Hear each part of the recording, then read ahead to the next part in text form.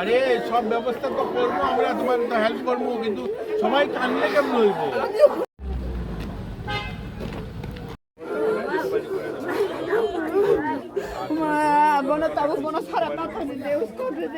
এখন আমি তো কি করতে আমি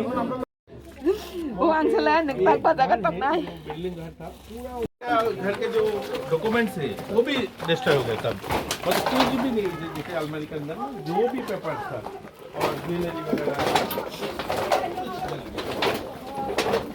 फ्रीज जल के पूरा বেরোনোর পর কিছু কিছু এলাকায় গোটা রাজ্যেই, সেটা সিপাহী জেলা বা আমাদের ওয়েস্ট ত্রিপুরা, এখানে খোয়াই, রামচন্দ্রঘাট, আসারামবাড়ি, কোলাই, চাম্পাহর, এগুলো এরিয়াতে কিছু কিছু ছোট ছোট ঘটনা ঘটেছে এবং কিছু জায়গায় বড় ঘটনাও ঘটেছে।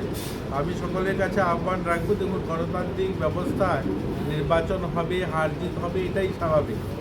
আর আমরা রাজ্যের উন্নয়নের স্বার্থে যারা আজকে জিতেছে তারাও এই রাজ্যের উন্নয়নের কথা বলছে, আমরাও রাজ্যের উন্নয়নের কথা বলছি, আমরাও ত্রিপ্রাসাদের ভালো করার জন্য কথা বলছি। তো আমরা চাই, দেখুন হার জিত হয়েছে, কিন্তু কোনো ধরনের যেন ঝামেলা না হয় এবং শান্তি শৃঙ্খলা বজায় থাকে।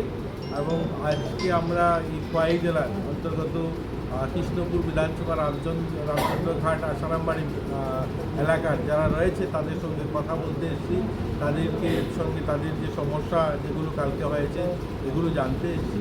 তো আমি আশা করব এগুলো ঠিক হয়ে যাবে এবং প্রশাসন কাজ করছে, এক দুদিনের মধ্যেই স্পিডলি আবার এরা বাড়িতে সবাই থাকবে।